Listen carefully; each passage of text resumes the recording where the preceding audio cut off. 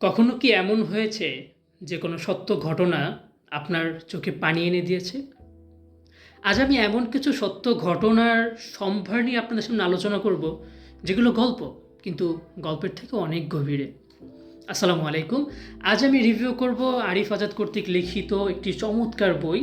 নাম হচ্ছে জীবন যেখানে যেমন। বইটি 2021 সালে সমকালীন প্রকাশনী থেকে প্রকাশিত হয়েছে।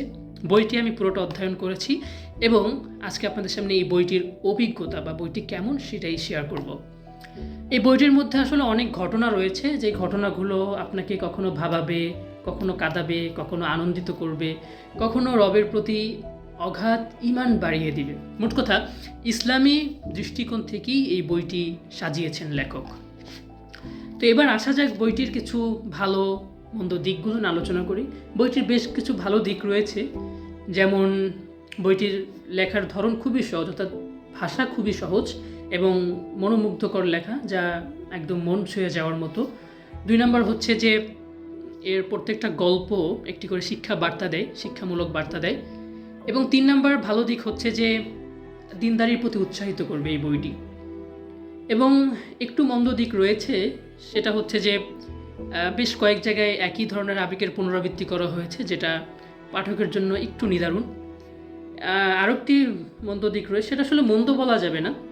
গল্পগুলো আরেকটু বিস্তারিত হলে যারা বেশি বই পড়তে পছন্দ করে তাদের জন্য বেশ ভালো লাগার ব্যাপার হতে পারত। তো এবার আসি, এই বইটি আসলে কারা পড়বেন, মানে কাদের জন্য এই বইটি বেশি উপকারী। আমার জানা মতে, আমার ধারণা মতে 3 শ্রেণীর মানুষের জন্য বইটি বেশ উপকারী হতে পারে। 1 নম্বর হচ্ছে যারা জীবনকে ইসলামের আলোকে আলোকিত করতে চান, অর্থাৎ ইসলামী আলোকে জীবনকে পরিচালিত করতে চান, তাদের জন্য কিন্তু বইটি বেশ উপকারী হবে। এবং 2য় শ্রেণী যারা অনুপ্রেরণামূলক গল্প পড়তে পছন্দ করে, তাদের জন্য কিন্তু বইটি বেশ ভালো, কারণ বইয়ের প্রত্যেকটি গল্পই মানুষকে অনুপ্রেরণার দিকে পৌঁছে দিবে। এবং 3 নাম্বার, ওই সকল ব্যক্তি যারা কিছু পড়তে চান কিন্তু সময় পান না, তাদের জন্য কিন্তু বেশ উপকারী হবে বইটা। মোট কথা, আমি আমার ব্যক্তিগত মতামত থেকে বলছি যে এই বইটি আমার চিন্তার জগতে বেশ আলোড়ন সৃষ্টি করেছে। আসলে আমাদের জীবনে অনেক ঘটনা ঘটে, কিন্তু আমরা সেই ঘটনাগুলোর মানে অনুধাবন করতে পারি না, অথচ প্রতিটি ঘটনার পিছনেই থাকে অনেক একটা বার্তা।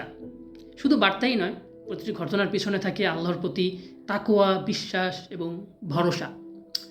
সো আজকের মতো ভিডিওটা এখানেই শেষ করতে চাই। যদি ভিডিওটি ভালো লেগে থাকে, অবশ্যই আপনার মূল্যবান মতামত জানাবেন, আমি সেই অপেক্ষায় থাকব। দেখা হবে অন্য কোনো বইয়ের রিভিউতে। ভালো থাকুন, সুস্থ থাকুন এবং পরিশেষে বলতে চাই, বই পড়ুন, জীবন গড়ুন।